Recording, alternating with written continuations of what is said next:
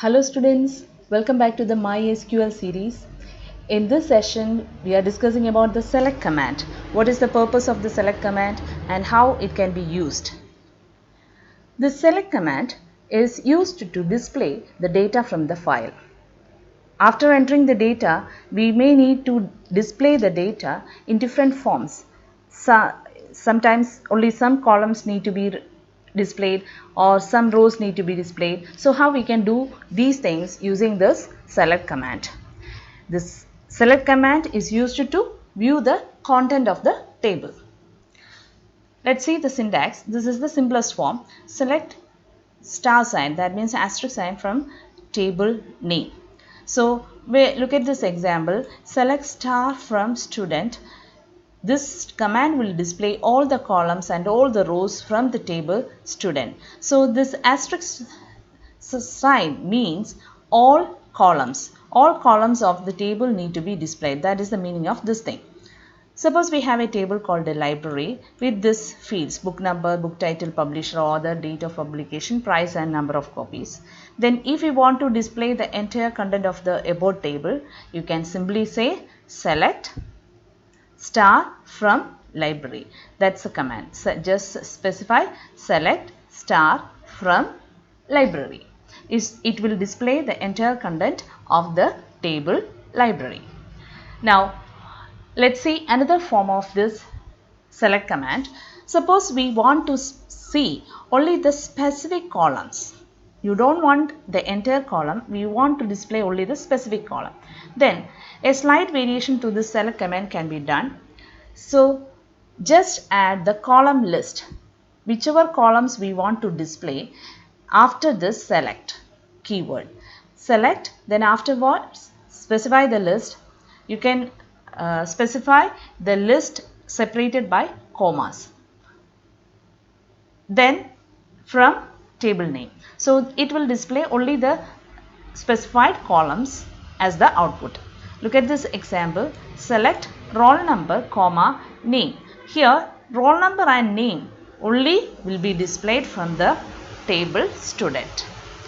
For example, from the library table, suppose you want to display the book title and the author's name. So how you can say, as we already seen, we have these fields: book title and the author name we need to display.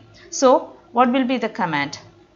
Select book underscore title, comma, author from library. Listen, select book underscore title, comma, author from library. This will give you the desired output. Now along with the select statement, you can give a column alias. Alias means a different name given, a particular name, a different name given for a column that can be given to make it more explanatory. When common man see the output, he or she can understand what is that column meant for. So to give different name headings for a particular column, you can use the alias. How we can give the alias name? You can specify the alias name with the word as, and after that whichever name we are meant to give, that can be enclosed within double quotes if there is a space. If there is no space, you can just specify the name, but if there is a space for the name we meant for, then you have to enclose that name within double quotes. So look at this example. Select marks. Instead of marks, I want to give the column name marks squared. So I am giving an alias name as, then within the quotes I am specifying marks squared from student. So this will give the heading marks squared for this column marks. Now let's see the relational operators and logical operators, because we want to filter some records in some cases. So before getting into it, we need to first know the operators. Relational operators. Relational operators tells the relationship between the left hand side and the right hand side. These are all familiar one. Equal to means we are checking for equality, greater than, less than, greater than or equal to. This must be very careful about this one. Normally in maths we write greater than or equal to like this, but such a symbol is not present. So instead of that you have to write it greater than and equal to like this, then the equal signs. Then less than or equal to, and listen to the not equal to also. Not equal to can be represented using exclamation and equal sign, or you can use the angular bracket, less than or greater than symbol. Then how it is checked is when we compare numbers, normally numbers can be compared. If you compare names, it will follow the alphabetical order. Now logical operators.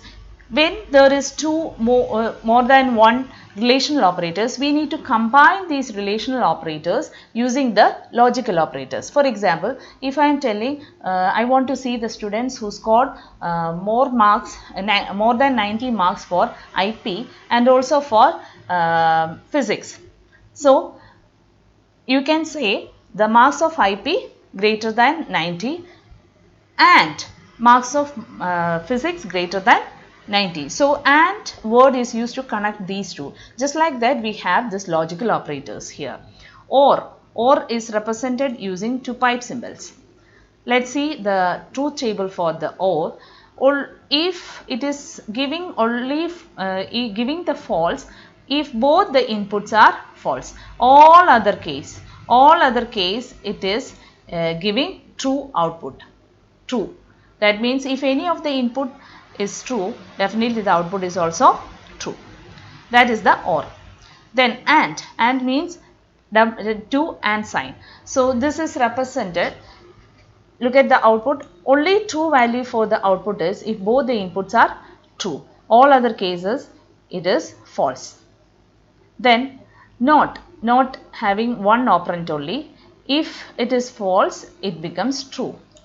If it is true, it becomes false. So this is just the opposite of the input what we are giving. So these are the logical operators. This can be used for the representation.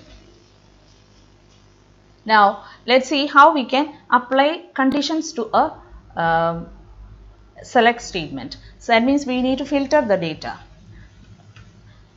In that case, you can add a where clause.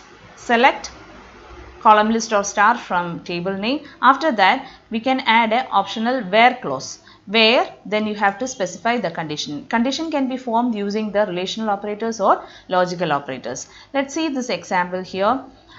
Here, we are going to display the roll number and name of the student who scored more than 80% as the mark. More than 80 for the marks. Then suppose if you have a table called employee with the employee ID, first name, last name, basic pay, HRA, DA, PF. Then we want to display the employee with first name as Amit and last name as Sharma or Varma. So first name must be Amit. So that can be said as F name equals Amit. Amit need to be enclosed within double quotes. Then look at the second part. Last name is Sharma or Varma. So last name is denoted by LANAME. So LANAME equals Sharma. Sharma need to be enclosed within double quotes.